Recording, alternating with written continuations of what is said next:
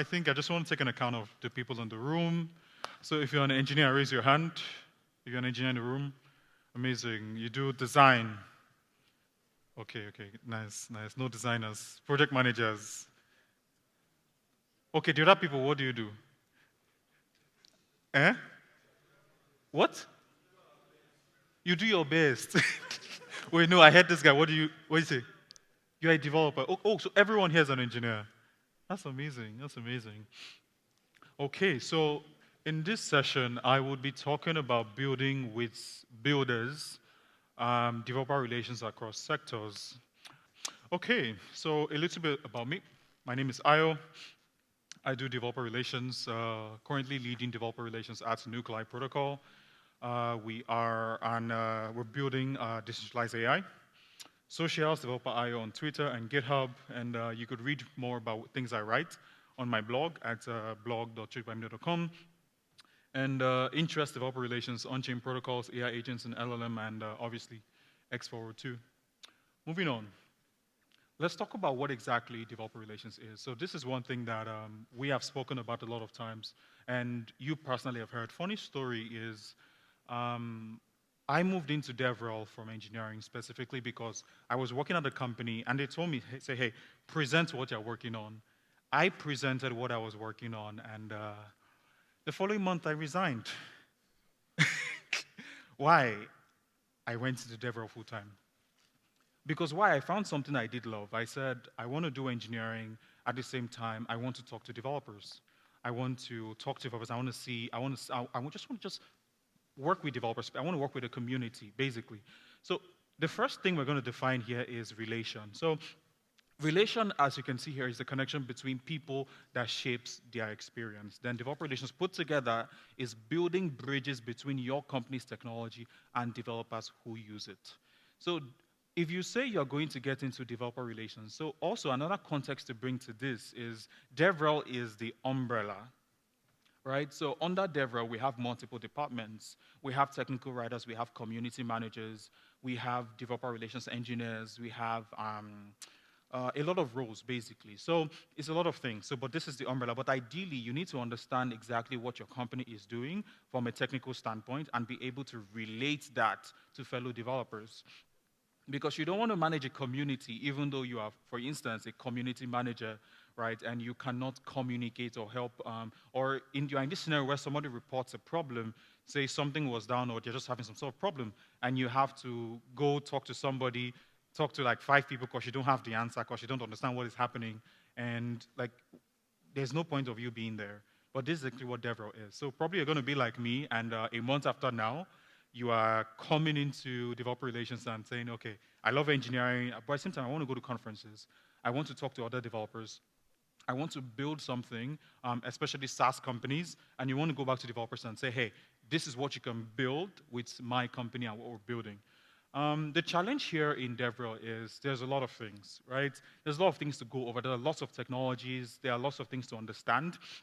So the learning curve is not as easy. So for example, say you are a backend engineer at MoneyPoint, for instance, or we could say Paystack or any of these companies. You probably say you have to learn Rust or Golang or Node.js. And you probably keep doing that over and over again. But like in developer relations, you wake up the next morning and you have to like a lot of things happen over time. It's not just about the blockchain space. For those that know, I work in blockchain. It's not just about blockchain, but even in the Web2 space. There are lots of things you have to keep learning over and over and over again. And this is one of the major challenges of developer relations. So it's not that you just have to say, okay, I know. For example, I've met engineers who, for example, I've interviewed engineers where I'm like, okay, do you know about EI? Do you know about, say, smart EOAs that came out in March? Do you know about account abstraction? Do you know about like all this new and like things that we would call simple? Right? Like, I have no idea what this is. But you tell them, I want to build this one thing. They're like, okay, cool, I'm going to build it. Right? I'm sure some of us here were like that, right? Like, you're not up to, like, you don't follow the trends, but like, you can actually build. Right? So these are two kinds of people. But let's move on. When we talk about challenge, this right here is the challenge. Right? Like we said, there are things like X-Forward to parachains, core processors, and the funniest thing is that many of these things are really, so all of these things as you see, they are not, how will I put it? They are not what's the right? I'm trying to get the right word. They are not rocket science to a lot of people. Like this, if you understand everything in this screen, raise your hand. I'll be so excited. If you know every single thing that I wrote here, raise your hand. Every single thing, check. Like 1 second, check.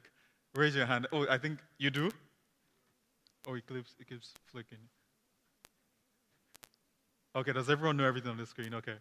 The thing about developer relations is that every single thing that you do see on this screen, you do need to understand it. You do need to like read up on it. And this is like me just typing from my head, right? You do need to know and like every single one of it. So for example, okay, so in my case, I intersect between blockchain and AI. So that is why you see fuzzy extractors, small language models, LLMs, tiny recursive models, and things like that, basically, because they're more AI, machine learning focused. So because I dabble in between those two places. But in DevRel, you need to understand a bunch of these things and a lot more. But let's move on. So as a developer relations professional, like I said, you are firstly an engineer. Even though, say, like, even though you want to do community, to an extent, you must have written some line of code before on the back end, on the front end, in some way, right? You will wear multiple hats. This is an assurance. Today, you could be writing code. Tomorrow, you could be doing, speaking at a conference. You could be running a workshop. Next tomorrow, you could be writing documentation. The next day after that, you could be learning a new language. Yes. But thanks to AI right now, it makes all of that really simple and you can move pretty fast now. Yeah, you will sit with your fellow engineers through problems and bugs for a very long time. And that's primarily your job, right? You will see other engineers who are building on your project, on your protocol. They're going to have issues, they're going to have problems, right? They need somebody who understands. They need a fellow engineer who understands how they feel and what it means to be a builder. For instance, I was talking to a friend about something that we're trying to integrate a company, and they told me they didn't have this small thing that I wanted. They had no way to track who deposited what into what sub account. And that one thing made me feel, I'm like, no, I'm not doing it. I left. Right? I'm like, who is doing DevRel here? Who wrote this document? Even the documentation wasn't what I wanted. So that is the job of somebody doing developer relations, right? Documentation, I'm pretty sure we have used some sort of software that the documentation wasn't fully complete. And you were like, there were lots of inconsistencies over here. So you understand the importance of having every single one of these components. So it then becomes your job to make sure that all these components are complete. Let's move on. Yes, like I said here as well, you will build demos, right? You will write technical articles. Specifically, also, if you notice, I added a clause here. I said technically correct articles.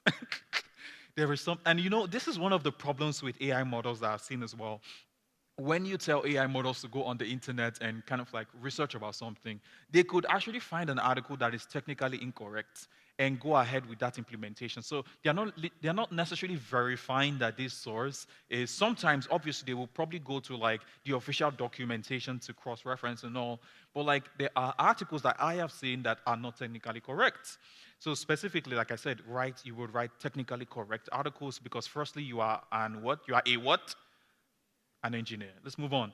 So, yes, you are excited about talking to engineers and excited about building developer communities. Right, you're excited about connecting with your fellow engineer to talk about what they're building, how like you can support them, how can they do more with the protocol you're working with or with the service you're offering, basically. Let's move on. So, what excites you? This is also one thing you also need to talk about. This is also something you need to think about, actually. You need to figure out kind of like what excites you. Like I mentioned in the former slides, there are lots of things. Like I said, there are the AI things, there's the blockchain things, there are a lot of things. Even within the AI space, you could also specialize between like specific things, basically.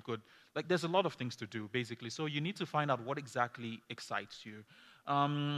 It could be the core concept of decentralization. It could be self-sovereign identities and decentralized identities, which is going to be a huge deal soon. So if you're thinking of coming into the blockchain space, I think you should be thinking about decentralized identities and basically what I think we have Solana ID, we have something that used to be Polygon ID, but they've changed the name, and a ton of decentralized ID solutions. You also want to focus on that as well.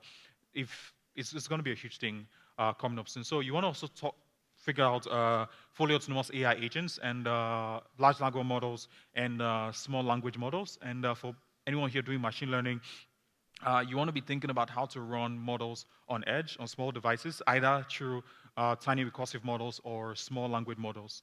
Let's move on. So there are two kinds of developers. So you also need to understand the developer audience you are talking to.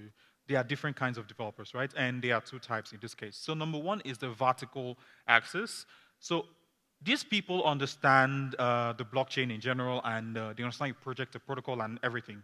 So they know your company, they know you, they love it, they like it. And these are the developers that we all love. We love them so much. Because, right, like, they have very straightforward questions. You have a problem, okay, this is my problem, here's your solution, done and dusted.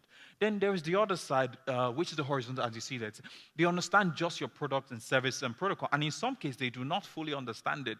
And in some cases, they have no idea what the blockchain is. So in this context, you are, well, I think if you've done a good enough job laying the foundation for your developer relations department or in your developer relations team, this would not be a problem. But if you haven't, then this will be a problem because there are no resources to point people to, right? You haven't written any technically correct articles that you can make reference to.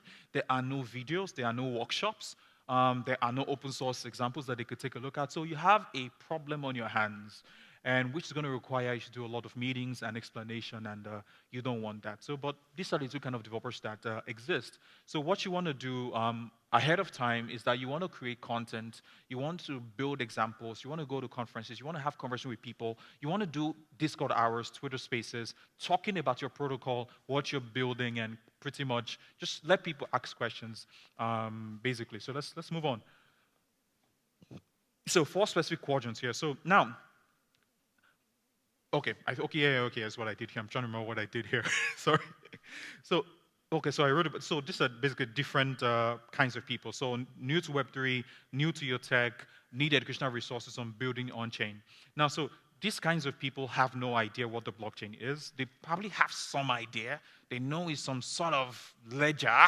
That's what I think it is. But like they're not entirely sure exactly how the blockchain comes into play in the application. They have some idea, but like they're not essentially sure. So you need to basically have enough resources, point them to the right places so that they know what they're doing. Moving on, they know the blockchain, they are new to your tech, right? So these are the people that most people are looking out for, especially within the blockchain space, right? They understand how the blockchain works, but they are new to your protocol or to your specific service, right? So in that case, what you need to do is, number one, have enough resources over and over again. The same thing I've repeated over and over again. You can never have, for example, we're building on Cosmos SDK, for those that know it. It's for building your own blockchain. We migrated from Avalanche Hyper SDK to Cosmos SDK, and we got asked the question, hey, are you going to need any help? I said, no, we are not going to need any help. And why did I say that? Because there were an infinite number of resources available within the Cosmos ecosystem. We will hardly probably have any questions. We had one, by the way, so. But there were a good amount of resources available. But yeah, I think let me just jump to the last point that I wrote here, which is never assume everyone's technical experience. Everyone has different motivations, interests, and skill sets. So you shouldn't assume that even when writing articles, you should never assume a lot of things, right? Don't assume that somebody understands some pre-existing things they have to have set up. So what you just need to do, two things. Either you break your articles into parts, or you always obviously introduce links. But don't jump to conclusions that, okay, this and this is set up, blah, blah, blah, and just jump right into the technicalities. It confuses a lot of people, and especially for newcomers into your ecosystem. So always have like a breakdown from overview to like the really complicated stuff in your documentation or article. Let's move on. Yeah. So the traditional funnel here. So, but I think let's move on all of this stuff, and let's talk about the pyramid structure of developer success. So ideally, as someone doing developer relations engineering, your goal and what success looks like for you is that fellow engineers and fellow founders feel successful while building on your protocol or your service. They feel extremely successful, and sometimes you see you are building on some sort of, I don't know, it could be, okay, I don't want to mention names, but like it could be any service, basically, right? You have problems, and you reach out to the company, and the person you are reaching out to has no idea what you're talking about, and it takes them probably 2 days to figure out an answer for you. Now, that's a problem of bad developer experience, and that is what you are supposed to fix, right? So now, this is for people who find themselves in that position where they love engineering, at the same time, they love talking to fellow developers and kind of like helping them through problems, and like just want to just talk to people, talk to engineers, and help them build great things. So basically, like also here's what I wrote specifically for developer success, is that you want to help build communities by collaborating.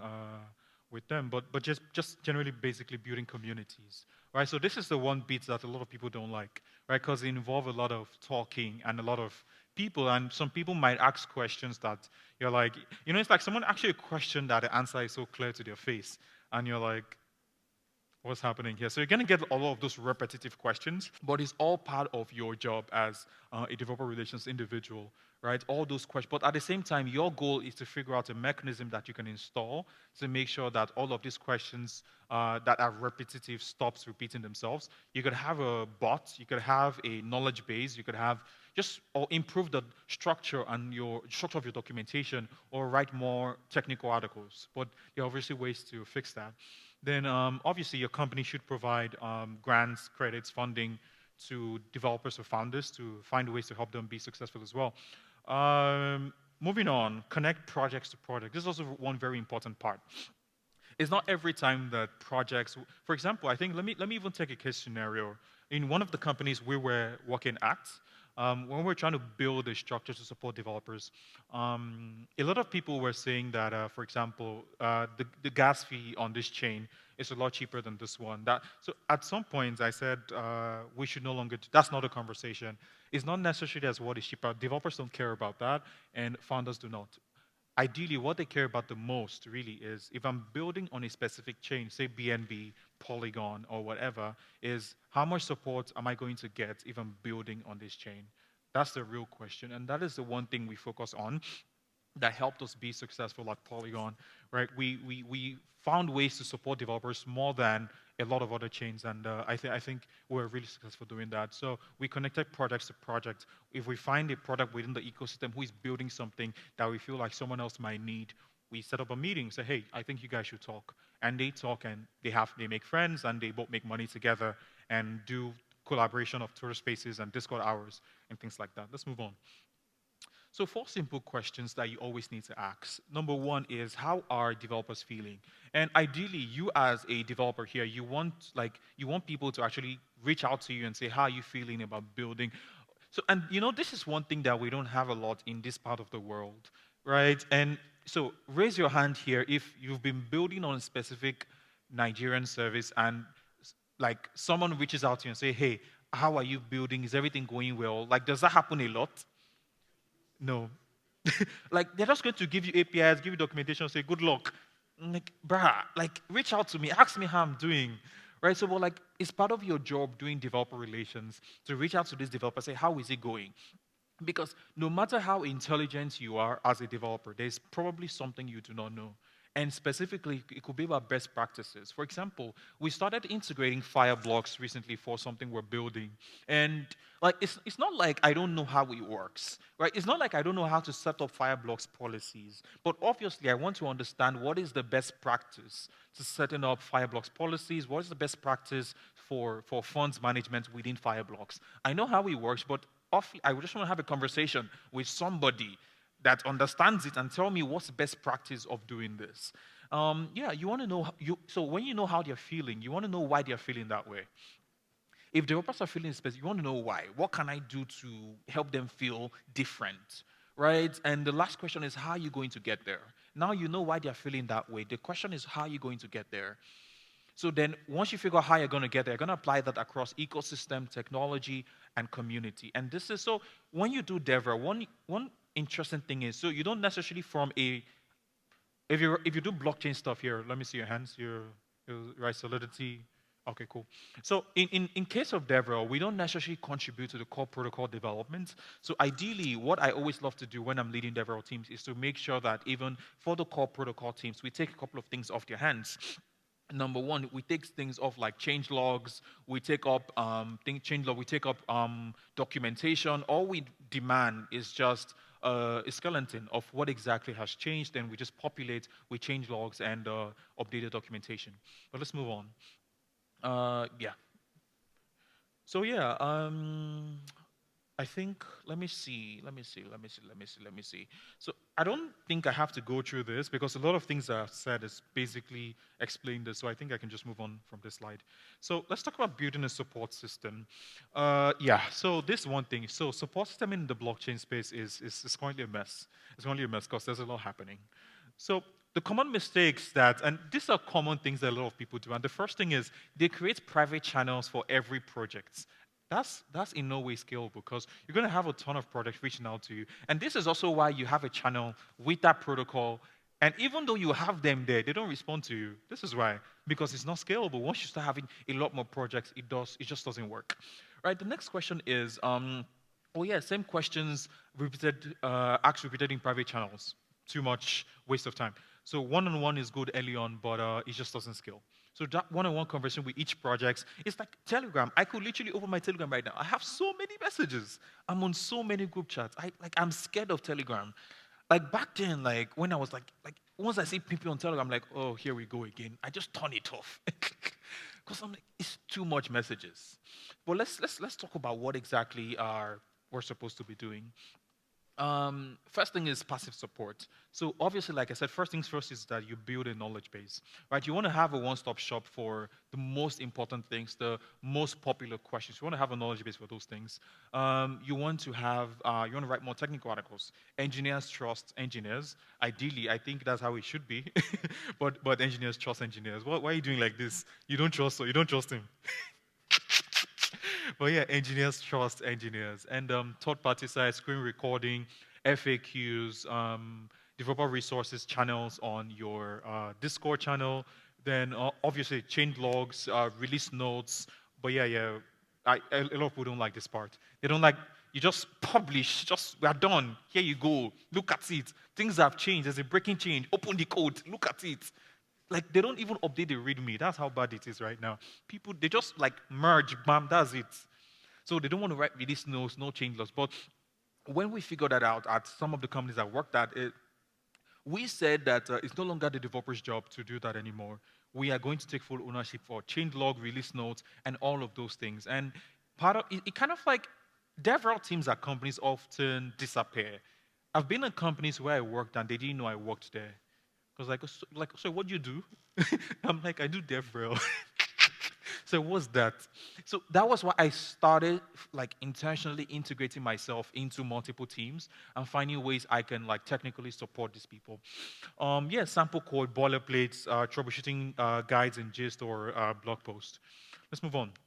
Proactive support, right? So you wouldn't do the channel thing for everybody. There are specific people you want to do that for, right? You want to do that for tier 2 to tier 1 builders and founders. You want to have regular AMAs with them on Discord, on Twitter, to kind of like give them more exposure. Because obviously, you would not categorize everybody that's building on your project or protocol a tier 1 partner or a tier 1 project. So you need to categorize that properly based on your internal KPIs and pretty much how proactive even the founder or engineer is, right? You want to have technical office hours and yep, at the end of the year, you don't want to miss that. You want to have a developer survey and feedback collection at least once a year, November or December. You want to know how developers felt that year so you know exactly what to improve the following year. Let's move on. So yeah, this is the most important part, the reactive support here. So you want to have dedicated support channels on Telegram or Discord for this. Now, this is for the 1% of the 1%. This should not, like, this is for like specific projects, right? If you really want to scale, like what success looks like for me when I'm doing developer relations is we stop having a lot of like menial questions because there are so much answers on the internet for those things. So there are no like regular questions anymore. So now it's all core questions or like specific things that you cannot find. And when you notice the question reoccurring, obviously you then write a knowledge base update a knowledge base, write an article, or even build an example about it. Or your next presentation should probably be on that topic. right? Use a ticketing system, peer-to-peer. So peer-to-peer, this is always very nice. When a community member has a problem, another community member brings support. That's just basically so you have a good developer community. And obviously, I mentioned this already, bots for knowledge base. So measurement strategy. Uh, First things first, in respect to developer success, you don't measure every single thing. If you try to do that, there's just too much data, and it's hard to, because as DevRel, it's difficult for people to say, like, predict or define what you do, and that's the truth. So just so you know, in case you're thinking of switching, it's difficult for people to say this is what you do. So you need to be able to analyze the metrics and say, okay, this has been the, okay, we did all these things, we spent all this money, this is the results for all of that. Instead, focus on the story. Focus on what were the KPIs that were initially set, right? Focus on story along that line and basically measure from there, right? Q1 to Q4. So pick a specific emotion you want to shift in the community. After asking how people are feeling, they feel happy. What do you think can be better? I think if we have better documentation, then when you're measuring the next quarter, they say, okay, I feel this way, I feel that way, I'm excited. Are they always dropping stickers on Discord or Slack? How are people feeling about it?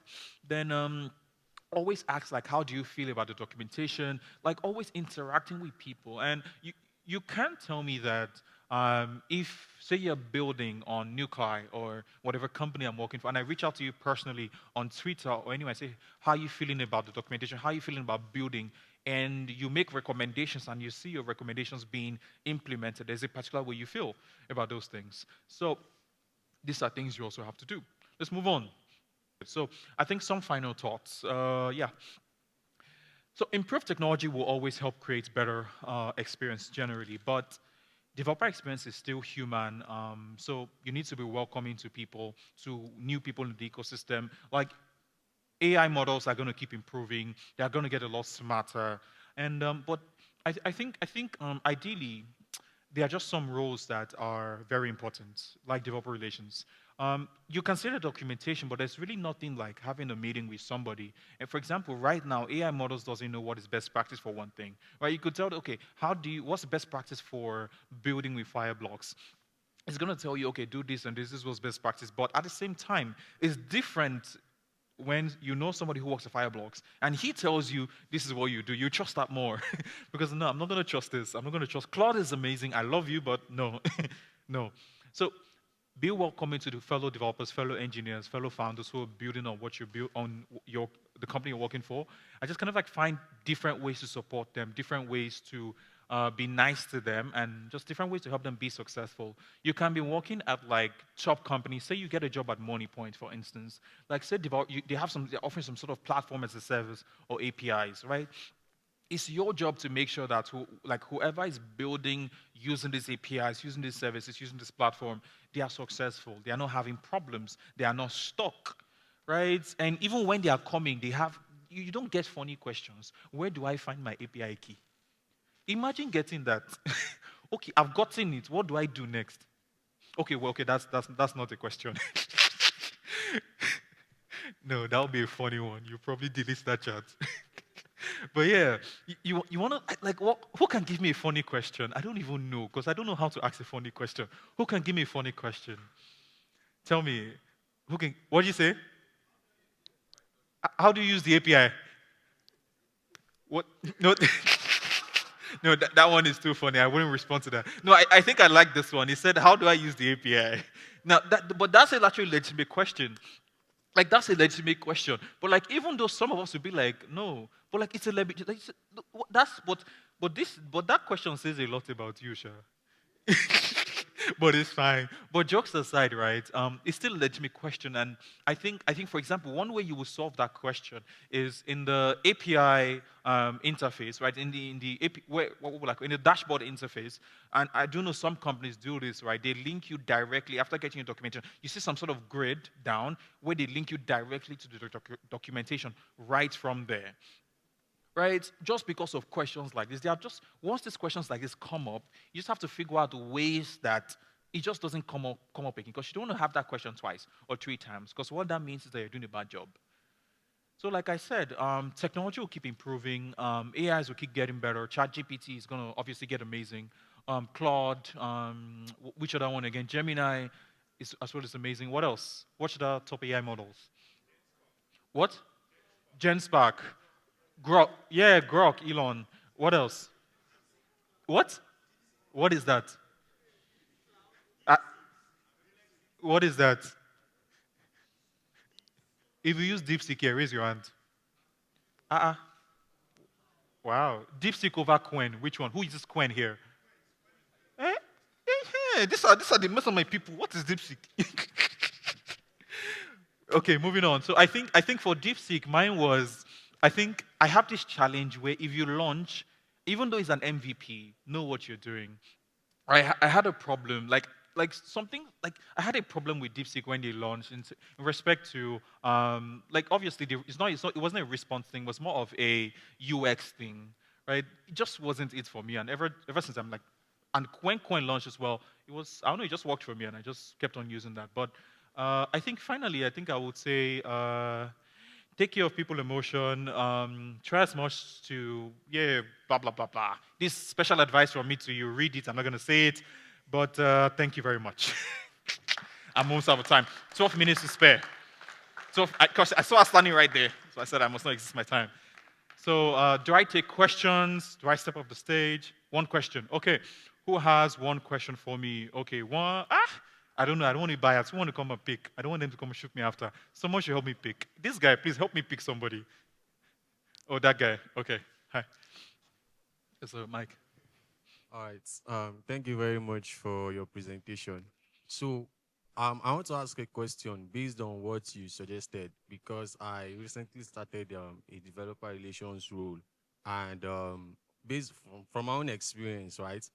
I love to support, but I don't want to be on like an endless conversations with developers because they expect you to assist them with almost everything, even to like maybe help them build the application. So that part where you said, so that part where you said, I think it's going to be great to like reach out to the developers to know how they are, faring with the whole API stuff and all. Because Yeah. I feel like when I started tech, there is a specific acronym. They call it RTMF. Um, yeah, thank you. So I just didn't want to say that stuff, but most developers they kind of shy away from documentation. They see what they're supposed to do there, but they want to like interact with someone. And I also experienced something. I wouldn't mention the organization anyways.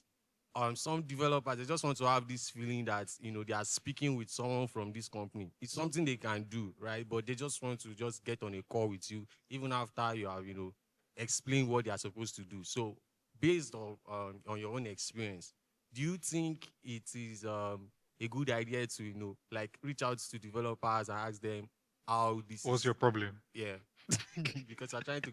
Okay. I think. Thank you for that question. It's a good question. I think my answer to that question will be very brief. I think number one is it says a lot about the kind of developer community that you have already built. So the first thing ideally would be if you see that reoccurring over and over again, is what you need to do is to kind of like implement, for example, you could implement like Discord hours or real say bi-weekly calls with the entire community. Also, for the thing of developers wanting to do calls all the time, is that a thing? Because no, right? I no, because I love to, but the part of not reading documentation, we're all victims of that. We don't read. I understand it. It's the same thing. So